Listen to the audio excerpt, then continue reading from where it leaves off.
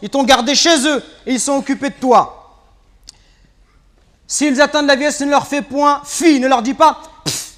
Ça, juste le fait de dire mes frères et sœurs. Comprenez bien ce qu'Allah nous demande. Le simple fait de dire à son père pff, ça c'est interdit. Que dire de celui qui se plaint et qui dit à son père ou à sa mère tu comprends rien, mais c'est toujours pareil avec toi, mais ceci, mais cela. Allah il t'a interdit de juste dire pff.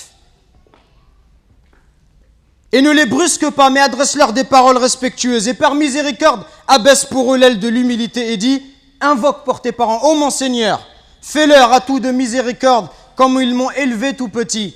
Et il n'y a que lorsque tu seras toi-même un père de famille, ou lorsque tu seras ma sœur, une maman, que tu vas comprendre la valeur de ta mère et de ton père. Quand tu vas voir que la mère, pendant 9 mois, elle te porte et elle subit les difficultés. Elle subit des coups de ta part. Que lorsque tu nais, le jour où Allah t'a mis au monde, ce jour-là, ta mère elle a l'impression qu'elle allait mourir, tellement les douleurs, elles sont intenses. Et les hommes, on ne sait pas de quoi on parle quand on parle de cela. Il n'y a qu'une femme qui peut l'expliquer. Quand ta mère, pendant 2 ans, elle t'a allaité, elle ne dormait pas la nuit. Pendant 2 ans, tu lui as perturbé son sommeil.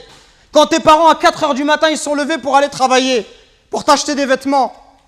Quand lorsque tu es malade, ta mère, elle ne trouve pas le sommeil. Même quand tu as 30 ou 40 ans, si tu rentres à 1 heure du matin, ta mère, elle t'attend encore pour demander de tes nouvelles ou pour te préparer à manger. Qui va se comporter avec toi si ce n'est pas ta mère et ton père? Qui va se comporter comme ça avec toi? Et nous, on est gentils avec nos copains.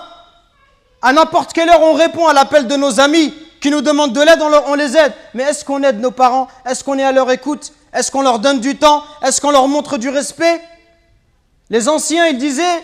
Zayd al-Abidin, le petit-fils de Ali ibn Abi Talib, on lui disait, toi, tu es quelqu'un de très bon avec tes parents, pourquoi tu manges jamais avec ta mère? Il dit, parce que j'ai peur, si ma mère, elle voit dans l'assiette quelque chose qu'elle a envie de prendre, et si je le prends avant elle, j'ai peur qu'Allah, il compte cela comme la désobéissance. Et il disait, rien d'étonnant à cela. Il disait, ceux qui ont vécu avant nous, ils considéraient comme un manque de respect envers les parents que d'habiter au premier étage et que de laisser habiter les parents au rez-de-chaussée. Regardez jusqu'où ça allait. Allahu Akbar.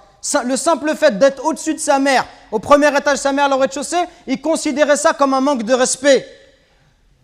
Et d'autres chez les sahaba, ils disaient, quand il y avait un scorpion qui est rentré dans un trou, il a mis sa main et il s'est fait piquer. On lui dit, pourquoi tu mets ta main alors qu'il y a un scorpion? Il dit, parce que j'ai peur que ce scorpion il sorte et qu'il ne pique ma mère. Regardez le respect. Et regardez aujourd'hui l'attitude des enfants envers les parents. Regardez ne serait-ce que le regard, les yeux.